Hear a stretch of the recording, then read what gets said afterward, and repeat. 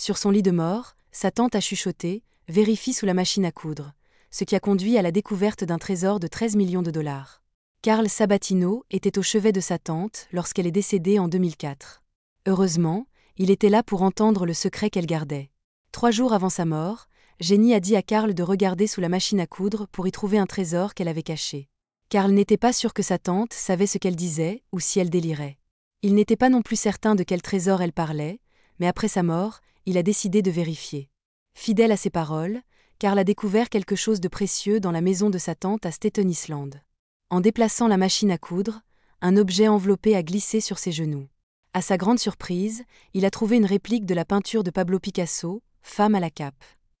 Selon Sabatino, un cadre de diffusion du New Jersey, cette réplique a probablement été réalisée par Picasso des décennies après avoir peint l'original. Sabatino croyait que son oncle, Nicky Varastro, avait acheté la peinture à un vendeur ambulant lors d'un voyage à Londres en 1944 pour environ 10 à 30 dollars. Son oncle combattait alors pendant la Seconde Guerre mondiale, et la peinture provenait d'une galerie qui avait été bombardée ou pillée. Sabatino se souvenait avoir vu cette œuvre dans la maison lorsqu'il était enfant, l'appelant « la dame au chapeau flou ». Il est convaincu que la peinture est authentique et pense que Picasso l'a recréée pour essayer une nouvelle méthode de peinture. Cependant, un expert de Christie's à New York l'a rapidement rejetée comme une contrefaçon après une brève inspection, affirmant qu'il s'agissait d'une affiche à 10 dollars.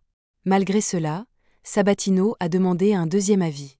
Le docteur Kenneth Smith du Center for Art Material Analysis à Westmont, dans l'Illinois, a effectué des tests sur la peinture, confirmant qu'elle correspondait aux matériaux utilisés dans l'Europe des années 1930. Il y avait également une empreinte de pouce droit sur la peinture, ce qui pourrait aider à vérifier son authenticité avec une analyse plus approfondie si elle correspond à un moulage en plâtre de la main de Picasso. Si tous ces tests prouvent que la tante de Sabatino avait raison, il pourrait devenir millionnaire. Un expert en art de Floride, Richard Boyley, a estimé que la peinture pourrait valoir environ 13 millions de dollars si elle est authentique. Sabatino pourrait un jour remercier sa tante et son oncle d'avoir changé sa fortune.